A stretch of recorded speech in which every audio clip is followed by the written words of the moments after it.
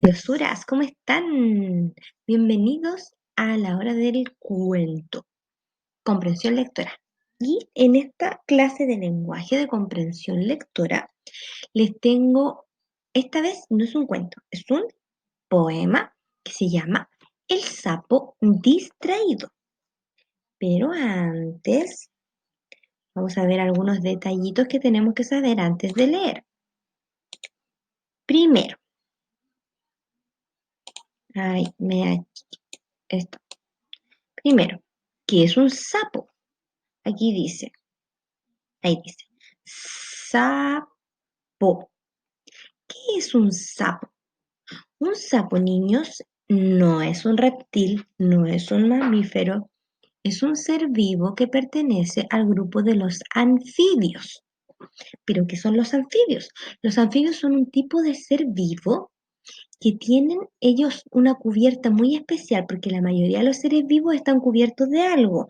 Tienen pelos, o tienen escamas, o tienen plumas, pero los anfibios tienen su piel completamente desnuda. No hay nada sobre su piel, no los cubre absolutamente nada. Em, Excepto que algunos sapos tienen encima unas como erupciones que se ven así como si fuesen unos granitos, pero esos granitos se llaman verrugas. Pero no hay nada sobre su piel. No tienen pelos, no tienen escamas, no tienen plumas, nada, nada, nada. Piel desnuda. Ahora, a veces podemos confundir a los sapos con las ranas, ¿cierto? Un sapo y una rana, los dos son anfibios. ¿Cuáles son las diferencias que hay entre un sapo y una rana? Lo primero es que, miren, aquí por ejemplo, este que está aquí, grande, que es como medio gordito, y este que está aquí. ¿Ven la diferencia? Bueno, los sapos tienen las patas más cortitas que las ranas. Y el sapo tiene verrugas. Tiene así como estos granitos que yo les dije. En cambio, la rana tiene su piel lisa, lisa, lisa. Las ranas son un poquito más alargadas que los sapos.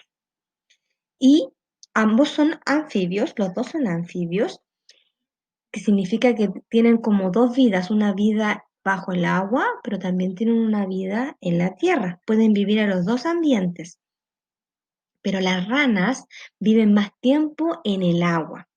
Están mucho más tiempo en el agua y poco tiempo en la tierra. A veces salen a la tierra por muy poco tiempo. Y los sapos al revés. Los sapos están mucho más tiempo en la tierra y poco tiempo en el agua. Esas son algunas diferencias, pero la verdad es que se parecen muchos. Yo los confundiría, el sapo y a la rana. Y eso es el sapo. El sapo entonces es un ser vivo, un animalito que pertenece a la familia de los anfibios. El sapo nace por huevo, ¿sí? Y el huevo, la hembra lo pone bajo el agua. Entonces el sapo primero al nacer nace bajo el agua y no nace como sapo, nace como un renacuajo, que es un pez muy pequeñito. Y a ese renacuajo va creciendo en el agua, va creciendo hasta que le aparecen patitas. Y después que le salen patitas, se empieza a desarrollar cada vez más y se transforma en una rana o en un sapo. Y ahí recién puede salir afuera, puede salir a tomar aire, a respirar y al medio terrestre. Antes no, solamente vive bajo el agua. Otra cosita que tenemos que ver antes de nuestra lectura, porque nuestro poema se llama El sapo distraído, así se llama el poema. Tenemos que primero también ver qué significa la palabra distraído. ¿Ustedes saben qué significa estar distraído? ¿Saben qué es eso? Una persona que está distraída es una persona que es como si no estuviera, como si su mente estuviese en otra parte. Eso es una persona distraída. Una persona que olvida cosas, porque su mente puede ser que esté preocupada de otras cosas, entonces de repente olvida cosas, por ejemplo, cuando a usted se le queda algo en la casa o se le queda eh, la colación en la sala o se le pierde un lápiz, uno le dice, ¡oh, qué distraído eres! Significa que tu cabeza no estaba pendiente de eso, tu cabeza no estaba preocupada de eso y se distrajo. Eso significa la palabra distraído, distraer, es cuando tu mente está como si pareciese que estuviese perdida. Y vemos a un niño distraído, miren, la profesora está explicando, pero su mente está en otra parte. Aquí vemos a una niña distraída, distraído, distraída. Y por último, como lo que traje hoy día es un poema, no es un cuento, vamos a ver qué es un poema. Existen muchos tipos de texto. ¿Qué es un texto? Un texto, eh, así como hemos estado viendo palabras y oraciones, un texto es un conjunto de muchas oraciones, un grupo de muchas oraciones. Y existen distintos tipos de textos. Por ejemplo, acá hay este texto que vemos aquí bien grande, que se llama El jarrón mágico. Este texto se llama cuento, es un cuento. Aquí hay otro texto grande, dice pescado encocado. Y eso es una receta, otro tipo de texto. También, por ejemplo, ¿qué otro tipo de texto conocemos? Un diario, una noticia, también es un texto. Un libro, un diccionario, una carta, cuando alguien escribe una carta, eso también es un tipo de texto. Pero el poema es un texto muy especial. Aquí hay un poema.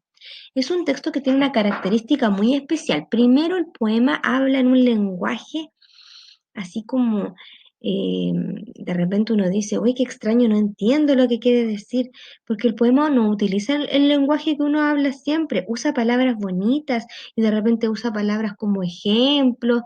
Por ejemplo, un poema en vez de decir, la niña está llorando, en vez de decir eso, un poema dice, dos cascadas salían de sus ventanas azules. Dos cascadas salían de sus ventanas azules. ¿Qué significa eso? Y el poema quería decir que una niña de ojos azules estaba llorando. El poema utiliza un lenguaje muy especial para decir las cosas. Ese lenguaje se llama metáfora, pero eso lo van a ver cuando sean más grandes, ¿ya? Pero utiliza un lenguaje así muy especial. Y a veces los poemas riman. Algunas veces, no todos los poemas, pero algunas veces ellos riman. Aquí tenemos un poema que dice, trajecito verde, color esmeralda, junto del arroyo descansa una rana. Los ojos saltones, las patas flacas, la boca grande, pero tiene gracia. Apenas si quiere mirar el agua, de pronto da un salto y allá va la rana. Eso es un poema. Y los poemas también se leen así de una manera como también distinta, como si uno estuviese cantando. Y los poemas tienen también una estructura, tienen una forma, su cuerpo tiene una forma. Por ejemplo, los poemas la mayoría están escritos así como trocitos. ¿Ven? Estos son como pedacitos. Este poema tiene tres pedacitos. Un pedacito ahí, un pedacito aquí y un pedacito ahí. Esos pedacitos se llaman estrofas. Así se llaman esos trocitos, estrofas. Y las líneas de cada línea de un poema se llaman versos. Y a veces los versos riman y otras veces no. ¿Ya? Vamos entonces, estamos listos y preparados para comenzar con nuestro poema que se llama El sapo distraído y lo escribió el señor Javier Rondón. Javier Rondón. Y nos vamos. Era un sapo verde, morado, anaranjado, tornasolado. Una mañana, muy tempranito, hizo la lista para el mercado. Ahí está, el sapo distraído haciendo su lista para ir al mercado. La mantequilla de las tortillas, la mermelada de las tostadas. Miren, ahí rima, la mermelada de las tostadas. Las dos terminan en ada. Ahí está, el sapo tiene su lista, está revisando las cosas que le faltan.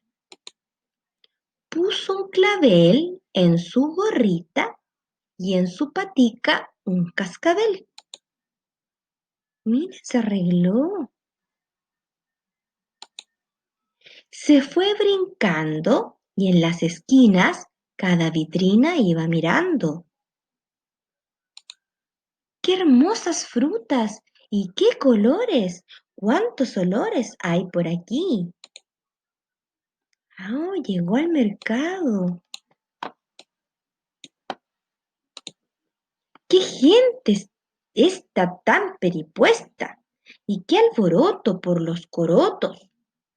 Corotos, ¿qué significará corotos? Corotos es una palabra que se usa en Colombia y Venezuela para referirse a cualquier cosa, como a un cachureo o a cosas viejas. Eso se refiere cuando dice corotos, ¿ya? ¿Y qué significa peripuesta? Peripuesta es una palabra que quiere decir alguien que anda como bien arreglado, como muy bien vestido. Entonces aquí el sapo dice, ¿qué gente esta tan peripuesta? ¿Y qué alboroto por los corotos? Vendo tomate, grita el marchante. Tome, doñita, lleve parchita. ¿Qué significa parchita? Parchita se le dice a la fruta maracuyá. Acá ven, acá hay una fruta por si no conocen la maracuyá. A la maracuyá se le conoce como parchita. El sapo andaba muy distraído. Todo ese ruido lo ha confundido. ¡Ay, pobre sapo! Al fin el sapo llegó a su casa. De leche tibia sirvió una taza. Ah, llegó a su casita después de tanto alboroto.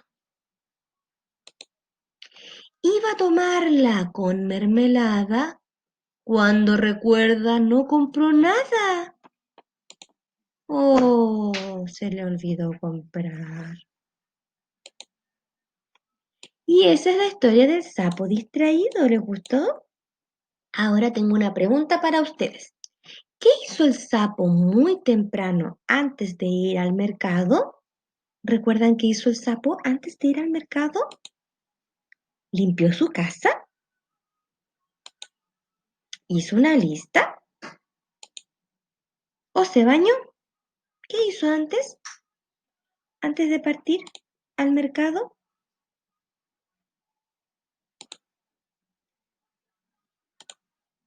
Hizo una lista. Eso hizo el sapo. Porque como era distraído, hizo una lista para que no se le olvidara lo que tenía que comprar. ¿Qué alimentos, recuerden, qué alimentos quería comprar el sapo? ¿Mantequilla y mermelada? ¿Papas o pan? ¿Recuerdan que quería comprar el sapo distraído? Quería comprar mantequilla y mermelada. Esa es la respuesta correcta. Mantequilla y mermelada.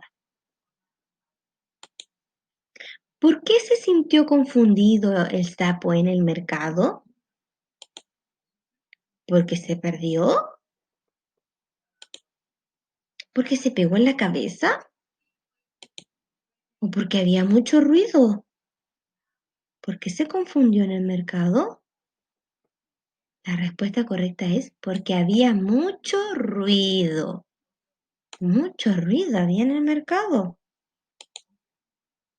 Y ahora, ¿por qué creen ustedes que el poema se llama El sapo distraído? El poema se llama El sapo distraído. Aquí ustedes me pueden dar tres respuestas y cada una va mejor que la otra. Por ejemplo, alguien me podría decir que el poema se llama Sapo distraído porque habla de un sapo que es distraído. Ya, esa respuesta está bien, es correcta, pero no está tan completa. Alguien me podría decir, el poema se llama El sapo distraído porque habla de un sapo que olvida las cosas.